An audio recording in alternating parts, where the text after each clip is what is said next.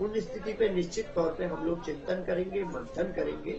लेकिन आज भी उत्तर प्रदेश के परिपेक्ष को ठीक है, भुवन जी रोक रहे हैं। एक बड़ी खबर धीरेन्द्र अवस्थी बताएंगे हमारे सहयोगी धीरेन्द्र। आदित्यनाथ 2 बजे दोपहर बीजेपी दफ्तर पहुंचेंगे, ये बड़ी अपडेट लखनऊ से आ रही, क्योंकि जिस तरह से आयुष बीजेपी मेयर चुनाव में, नगर पालिका के चुनाव में लीड करती हुई दिखाई दे रही है, साफ तौर पर कार्यकर्ताओं में और जो जिन पदाधिकारियों ने मेहनत की है, कार्यकर्ताओं में जान फूंकने की कोशिश की है, उन सभी की मेहनत का ही नतीजा है कि बीजेपी हर जगह से लीड करती हुई नजर आ रही। और मुख्यमंत्री योगी आदित्यनाथ 2 बजे बीजेपी दफ्तर पहुंचेंगे, ये बड़ी अपडेट लखनऊ से आ रही है। आयुष बिल्कुल, साक्षी दिवाकर जी बीजेपी प्रवक्ता हमारे साथ लगातार बनी है। लेकिन धीरेन्द्र सर, सवाल आपसे है, क्या ये ब्रांड योगी की छवि को और मजबूत करने वाला भी नतीजा साबित होगा? क्योंकि अब तक जो भी चुनाव हुए यूपी में, उसमें कहीं न कहीं मोदी की छवि थी, चाहे वो 17 का निकाय चुनाव हो, 22 का विधानसभा चुनाव हो या 19 का लोकसभा चुनाव, मोदी और योगी की जोड़ी देखी जा रही थी। इकलौता ऐसा चुनाव है जहां योगी आदित्यनाथ अपने दम पर, अपने चेहरे पर यह आंकड़ा लेकर आ रहे हैं। देखिए, लॉ एंड ऑर्डर के मुद्दे पर अगर पूरे देश को गौर करते हैं तो अगर आप ये देखेंगे कि रैलियां और उनके टोन कैसा होता है, रैलियों का टोन एंड टेनर कैसा होता है, तो पूरे तमाम चुनाव को घूमने के बाद अलग अलग राज्यों में मैं ये कह सकता हूं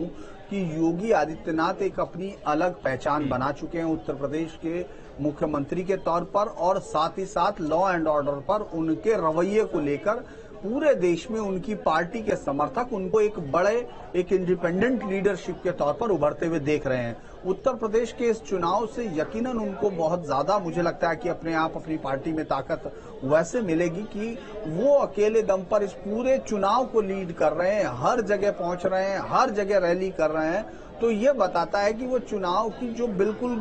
जो सबसे जो निचला स्तर हम लोग कहते हैं, माफ कीजिए निचले का वो मायने नहीं निकाले जाने चाहिए, त्रिस्तरीय में जो सबसे पहला स्तर अगर नीचे से होगा तो उसको देखते हैं, वहां तक वो अपने चुनाव को पूरी ताकत के साथ लड़ते हैं और एक अलग छवि बनाते हैं। तो मुझे लगता है ये उनको एक ताकत देगा। धीरेन्द्र, क्या अपडेट है आपके पास?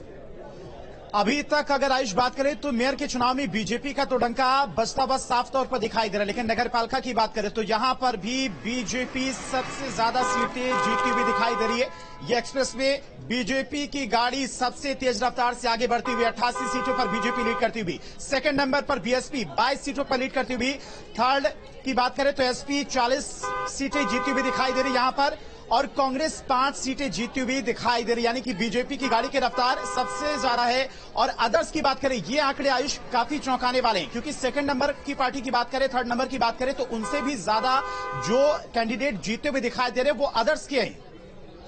बिल्कुल धीरेन्द्र, और समाजवादी पार्टी भी क्या नगर पालिका में पिछला आंकड़ा जो उसका